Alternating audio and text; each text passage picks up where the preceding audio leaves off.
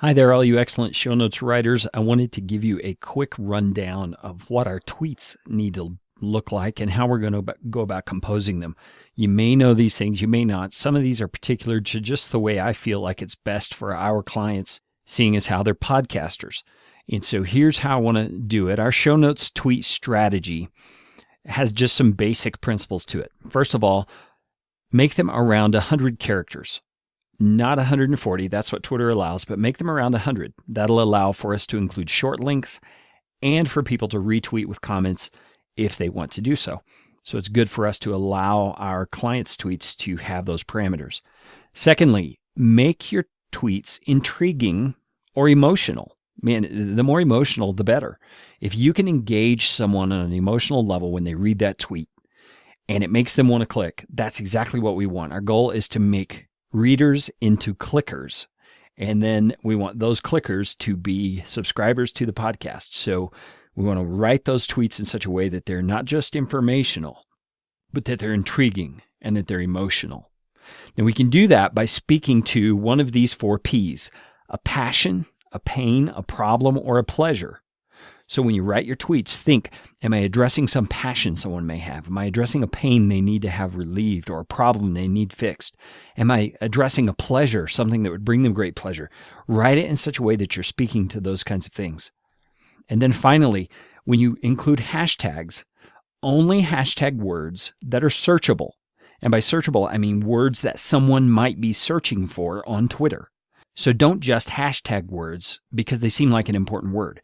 Hashtag the word if it is something someone on Twitter may search for. And you may not know exactly if they're going to search for it, but you need to have that in mind. You don't want to hashtag just any old word. Now, let's go to an actual set of show notes, and let's look at a few examples. The show notes I'm going to show you are not ones I've looked at. They're probably ones that I wrote, so I may actually find myself violating some of these principles on the example that I show you.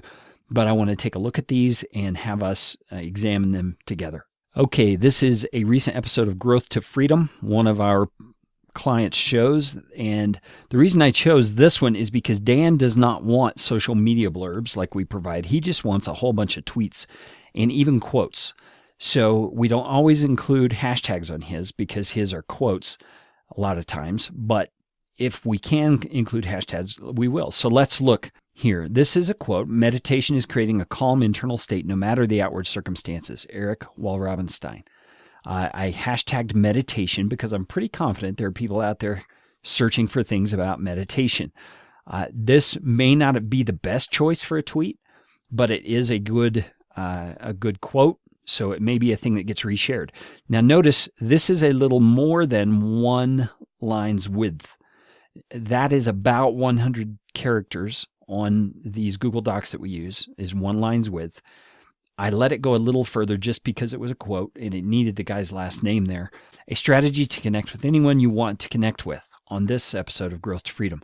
A lot of times I'll add this on this episode thing just because I want people to realize, hey, this is something I can listen to while I'm working, or this is something I can listen to while I'm jogging, whatever, so that they don't have to think that it's something they're going to read. So that's a good thing.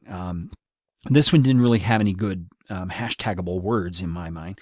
Most of us live our lives in service of the spoiled brat kid inside of us. And see, that's kind of intriguing. It's like, what? What are you talking about? How mental fitness is like physical fitness on this episode of Eric Wallrabenstein. Okay?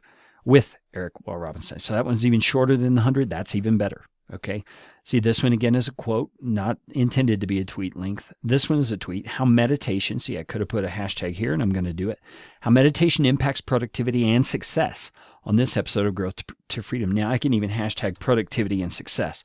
Now, one of the things about Twitter that I've noticed is if hashtags are overdone, then you don't even read it because it's just all these blue things jumping out at you. So I'm only going to put 2 hashtags on this one. Okay, meditation and productivity, because I suspect productivity is searched for more than success. That's just a wild hunch, but I think it's probably right.